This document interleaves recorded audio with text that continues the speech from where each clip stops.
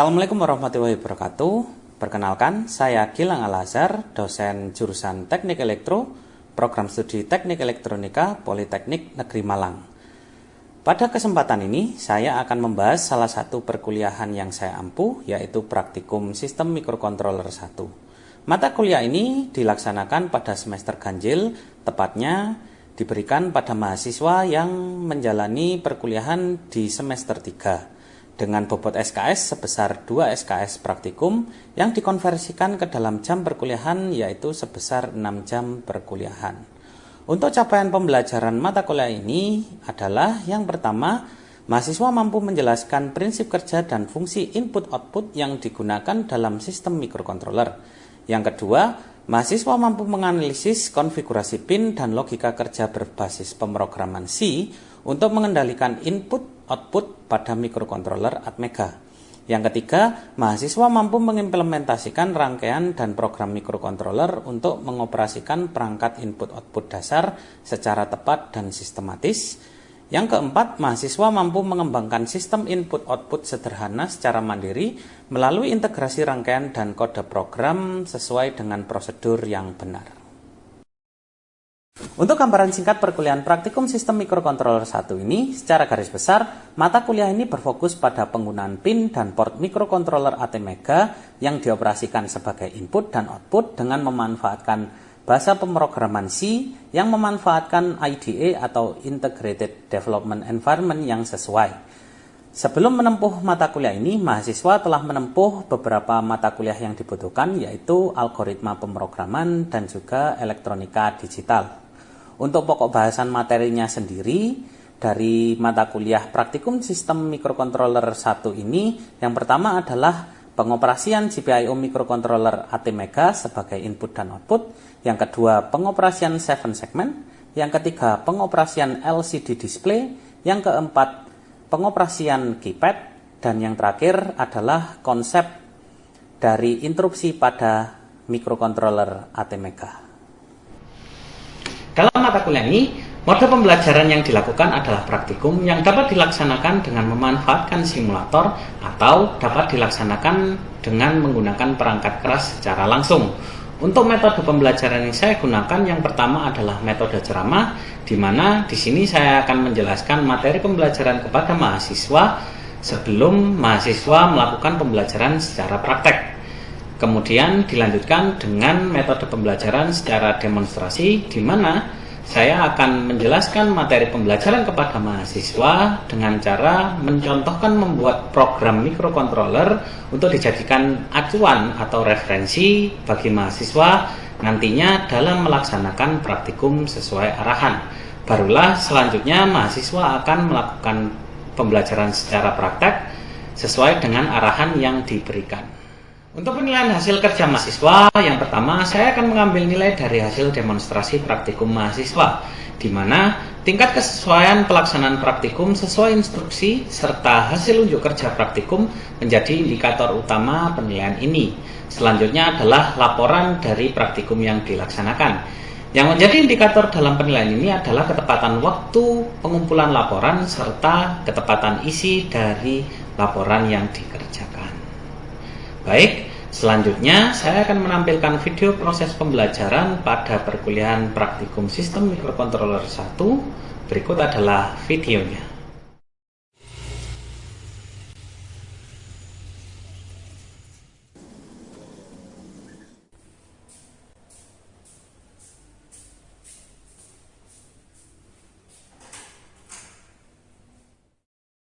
Assalamualaikum warahmatullahi wabarakatuh.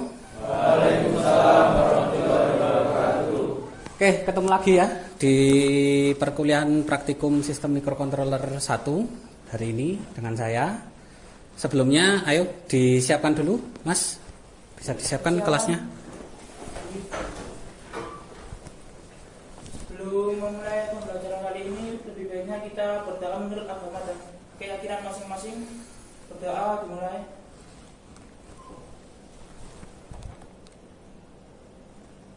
Berdoa selesai. Oke, sebelum dimulai saya absen dulu ya. Oke, yang pertama yang hadir langsung angkat tangan. Atas nama Alif hadir. Ananda Vito nggak ada. Hadir. Aryo Mahendra, Biko Yoga, Nuril Absor Al-Amin. Oke, jadi yang tidak hadir tadi tercatat ada 4 anak ya, berarti. Oke, untuk pembelajaran hari ini yaitu di praktikum sistem mikrokontroler 1 ya. Yang kita bahas nantinya adalah nih outline-nya. Jadi yang pertama nanti pengantar perkuliahan, kemudian review materi yang lalu. Jadi yang minggu kemarin praktikumnya kita review dulu. Kemudian nanti yang kita bahas materinya itu tentang GPIO microcontroller sebagai input. Kemudian nanti barulah kalian melakukan praktikum ya. Oke, untuk pengantar kuliahnya sendiri. Nah, di perkuliahan ini letaknya kita ada di, kalau ini dari RPS-nya ya, itu di pertemuan di minggu ketiga, tepatnya tugasnya ada di sini. Jadi nanti kalian itu materinya adalah pengendalian nyala lampu LED berdasarkan tombol yang ditekan. Itu intinya. Kemudian untuk demonya nanti kalian harus membuat program C untuk membaca input tombol ya, untuk mengendalikan nyala LED-nya itu tadi. Jadi tujuannya hari ini kalian bisa membuat sebuah program nanti untuk membaca nilai tombol sehingga nanti nyala lampu LED yang dikendalikan oleh mikro itu bisa berganti-ganti. Ya, bisa dipahami? Bisa. Oke, kita masuk ke materinya. Oke, kita review dulu. Masih ada yang ingat kemarin apa yang dipelajari? Mungkin Mas Biko yang dipelajari apa? Apa? Kontrol LED. Oke, mungkin dari Mas Aryo apa? Kontrol LED ya. Oke, terima kasih. Ya, yang kita pelajari yang kemarin adalah kontrol LED, yaitu microcontroller untuk mengendalikan nyala LED. Nah, yang kita pakai kalau lihat ini, itu kemarin kan namanya yang port ya. Port nanti ngasih tegangan, di mana port itu nanti kemarin sudah kalian program dan menyalakan LED kan gitu. Kemudian selain itu juga kemarin kalian sudah mengerjakan membuat LED berkedip kan tugasnya. Kemudian juga sudah saya minta untuk membuat rangkaian seperti ini ya. Yang mana kalian juga sudah membuat program untuk LED-nya bisa berjalan ya. Kemarin kan itu materinya. Oke, untuk sekarang pengoperasian GPIO microcontroller Atmega sebagai input. Nah, sebagai input itu gimana sih sebenarnya? Nah, microcontroller kalau dioperasikan sebagai input itu yang dibaca adalah sinyal logika TTL, yang mana itu bisa dioperasikan baca tombol, baca switch, baca sensor. Nah, kira-kira kalau dari kalian siapapun bisa menjawab, sensornya gimana? Angkat tangan yang bisa menjawab, silakan. Siapa? Ya, Mas Danendra. Sensornya ada sensor proximity. Oke, proximity. Selain itu ada lagi? Limit switch. Oke. Ada lagi? Mas Amin mungkin? Apa? Selain itu? Yang on off? Baca apa lagi? Apa? Ya, sudah. Ya mungkin bisa diwakili, mungkin proximity kan macam-macam. Ada yang optical, ada yang induktif ya. Gitu. Intinya adalah sinyalnya nanti itu nilainya 1 atau 0, itu yang dibaca. Ya. Oke, untuk sebagai input sendiri, nah sama kayak yang tadi. Sekarang kalau untuk dioperasikan sebagai input, itu kita fokusnya nanti ada di sini. Ada namanya DDR sama pin. Nah, kalau kemarin di materi kemarin port itu dia memberikan logika. Ada yang ingat tegangannya berapa dari port kemarin? Angkat tangan. 4,7 sampai 5 volt. Oke, 4,7 sampai 5 volt. Terima kasih ya, Mas Bintang. Nah, sekarang kita fokusnya ada di DDR sama pin. Di mana kalau kita bicara DDR, fungsinya DDR itu apa? Dia menentukan apakah dia jadi input atau sebagai output. gambarannya di dalamnya DDR itu seperti saklar. Kalau kalian operasikan sebagai output, DDR nanti seperti saklar terbuka.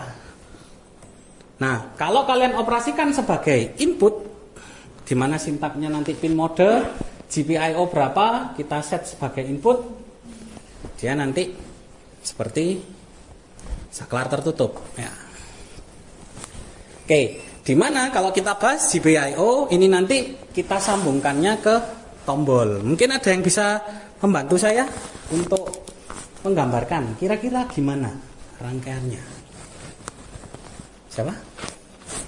Mas Biko? Mas Aryo? Mas Ilmiawan mungkin? Bisa? Untuk konfigurasi tombol dipasangkan ke microcontroller. Oke, silakan coba. Coba dibantu, silakan. Gambarkan di papan.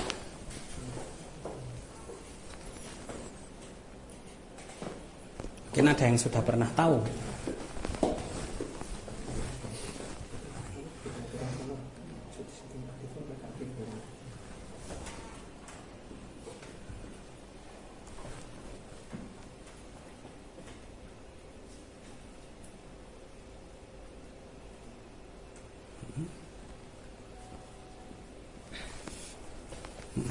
Oke, seperti ini ya konfigurasinya. Oke, terima kasih Mas Ilmiawan. Ada lagi mungkin yang lain? Ada yang mau? Mas Danendra, silakan. Bisa digambarkan tombol kalau dipasangkan ke microcontroller gimana gambarnya?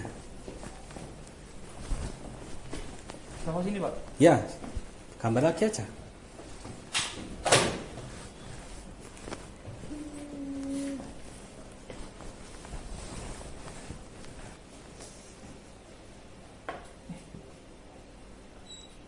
Tombol. Gimana? Ini Pak. Oke, terus dipasangkan ke. Nah, apa digambar aja. Sudah. Oke, sudah itu. Oke, terima kasih. Oke, di sini sudah diwakilkan ya. Ya, di sini mungkin ada perbaikan sedikit nanti. Nah, sebenarnya konfigurasinya bisa dirangkai. Yang pertama, oke, ini terbalik ya, Mas Danendra ya. Berarti ini ke atas. Oke, nggak apa-apa, nggak masalah. Oke, yang pertama, kalau rangkaiannya seperti itu, ini namanya active high. Ya, apa itu active high? Artinya, ketika tombol ini ditekan, logikanya yang dibaca nanti adalah high, seperti itu. Yang kedua, tombol untuk active low. Intinya terbalikannya. Kalau active high di sini adalah plus, ditarik ke bawah. Kalau active low nanti ditekan ini nilainya low, berarti diaktifkan ke high, seperti itu. Nah, dan satu lagi juga bisa seperti ini dipasangnya. Maksudnya untuk apa sih di sini ada resistor pull down dan resistor pull up? Intinya kan gini. Microcontroller itu bukan orang, bukan manusia. Artinya dia tahu, oh tombol ini ditekan atau tidak, itu memanfaatkan apa? Logikanya berubah itu tadi. Sehingga kalau seperti ini, tombol ditekan, berarti kan nanti jadi high kan? Sebelum high harus apa? Low. Yang ini, kalau ditekan nanti jadi low, sebelumnya harus ditarik jadi high. Intinya itu. Lah, kalau seperti ini, lah ini nanti apa? Betul, ini nanti floating logikanya. Nah, berarti nanti gimana membedakannya? Inilah yang fiturnya di dalamnya microcontroller. Jadi dia nanti menggunakan active low dengan internal pull up. Oke, ini ya. Jadi memanfaatkan yang kemarin ini sudah seperti pull up. Oke. Sampai sini apakah ada yang ingin ditanyakan terlebih dahulu? Gak ada? Cukup. Oke. Sekarang saya contohkan sebentar saja untuk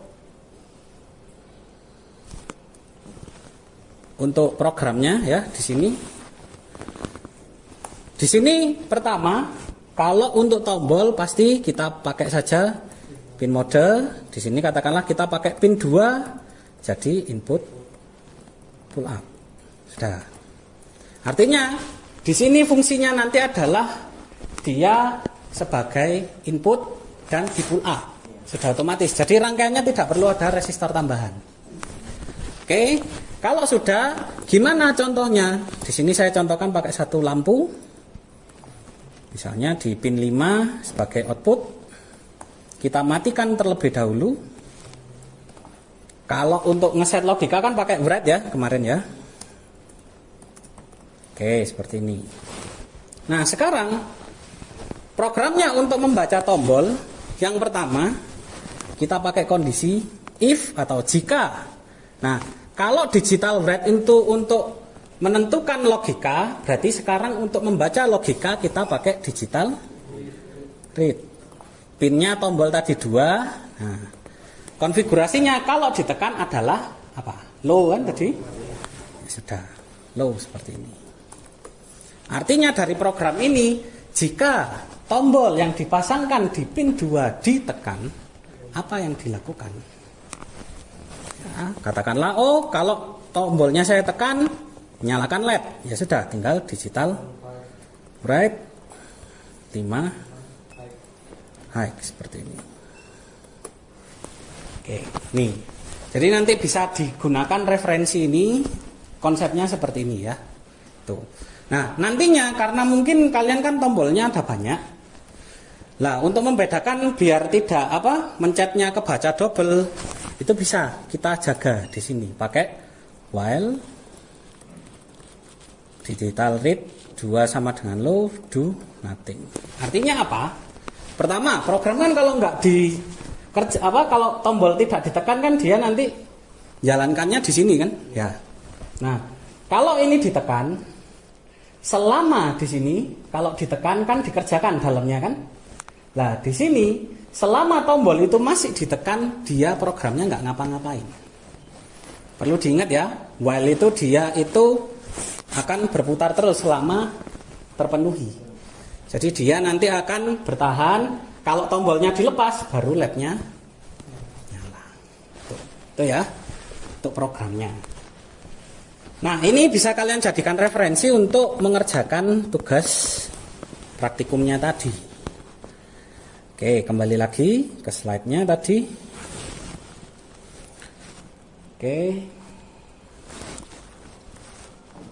Oke, nah untuk praktikumnya hari ini yang pertama nanti tolong kalian buat rangkaiannya, konfigurasinya seperti ini. Lanjutkan saja dari yang minggu kemarin, tidak apa-apa. Kemudian tolong di tiap tombol ini nanti men-trigger nyalanya nanti berbeda-beda. Saya bebaskan per kelompok nanti. Oke, dikerjakan dulu. Setelah selesai nanti kalian demo ke saya.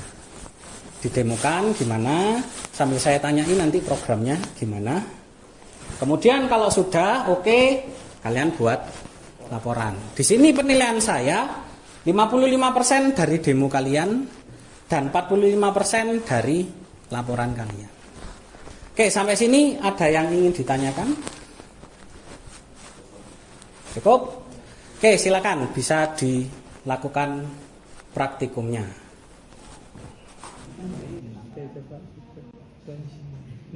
Yes.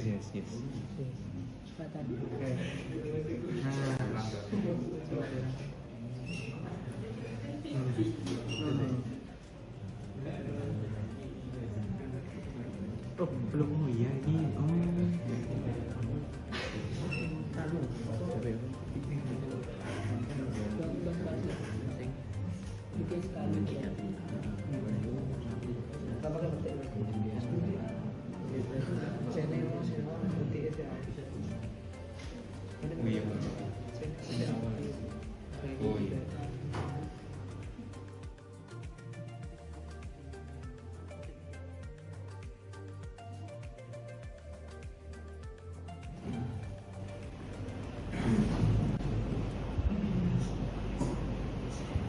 Pak, saya mau tanya, Pak.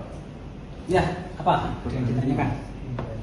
Nah ini kan wire-nya kan katanya sih bisa menghentikan sementara Pak ya. Nah, itu kenapa kok wire-nya bisa menghentikan sementara? Terus kenapa kok nggak langsung lanjut ke bawah? Oke, tadi ya di wire-nya tadi ya. Jadi wire itu kan selama dia terpenuhi argumennya, kan argumennya adalah membaca kan nilai pinnya tadi. Nah kalau tombol kamu tekan terus, nilainya apa? Low terus kan? Berarti terpenuhi. Nah di situ while apakah tombol selalu ditekan kan kurung awalnya kosong. Nah dia dikunci di situ. Artinya kan dikerjakan terus itu yang kurung awal kosong. Begitu kamu lepas, dia baru menjalankan program bawahnya. Sudah jelas? Sudah, masih Pak, tanya Pak. Ya. Tadi kan apa namanya? Kalau dia tidak pakai resistor, dia dijadikan input program. Itu bisa juga dijadikan input program juga Pak. Oke, kalau untuk dijadikan input program dia nggak ada, karena arsitekturnya microcontroller sendiri itu kan tadi port ada resistor kan? Iya. Nah, di situ kalau core-nya tidak kamu aktifkan, dia nanti floating. Jadi bukan ground. Jadi kalau diaktifkan baru jadi up. Kalau kamu matikan ya eksternalnya harus dikasih resistor. Jelas? Jelas.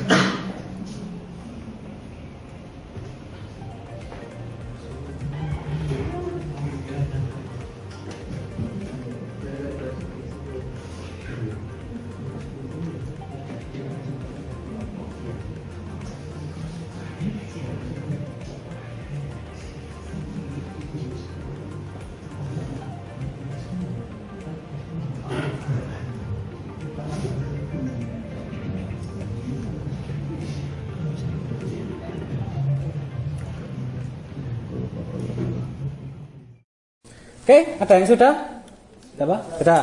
Oke. Untuk kelompok ini silakan didemonstrasikan pada saya. Gimana? Dijalankan programnya? Oke. Mode 1. Oke, mode 2. Ini mode 2, Pak. Oke, itu mode 2-nya ya. Iya. Mode 3. Oke, itu mode 3-nya. Terus Oke, seperti itu ya. Oke, sekarang berarti sudah ya, berhasil ya. Sekarang coba programnya dibesarkan ini, dibuka, dibesarkan. Oke, silakan dijelaskan. Saya mungkin tunjukkan mana yang menunjukkan kalau tombol itu ditekan nanti jalankan program mana. Yang mana?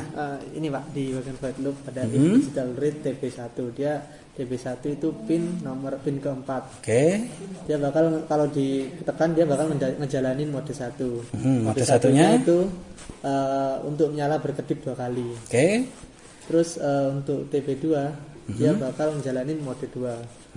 Yang Mode di 2 bawah ya. Itu ya pola menggeser tadi LED. Oke, untuk pola menggeser. Oke. Yang TB3 ini dia bakal menjalankan mode ketiga. Mode 3-nya tadi? Mode 3-nya dia bakal kedip 2 kali, habis itu pola menggeser gitu. Oke. 3 kali. Oke, itu ya. Iya. Oke. Berarti sudah, jangan lupa laporannya ya dikerjakan sesuai dengan formatnya seperti yang kemarin ya. Oke.